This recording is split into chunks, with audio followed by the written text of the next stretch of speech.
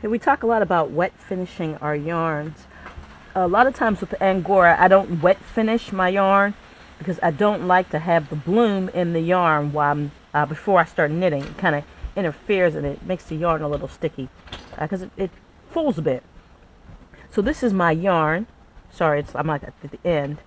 Prior to, and it's been handled a lot, so if you had just had the original skein before I started knitting and handling, there would be a lot less halo in this yarn. As you look at it now, you can see that there's not a great deal of halo in this yarn at the moment.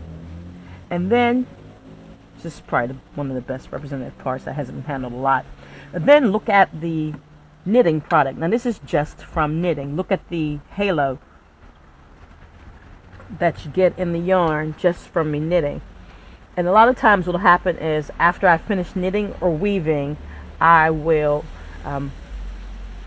wet the yarn, abuse it a little bit, or wet the finished item, abuse it a little bit, and that way I'll bring out the halo. Or sometimes I don't even do that at all. It's just the act of me actually wearing the item or the person wearing the item that brings out the halo in the yarn.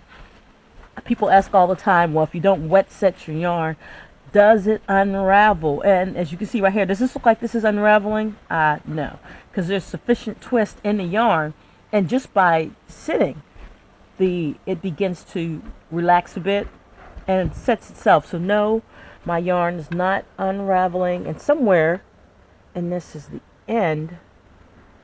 Let's see if I can find the end here. Okay, so you can see it's a little fuzzy at the end, but it's not unraveling by any means.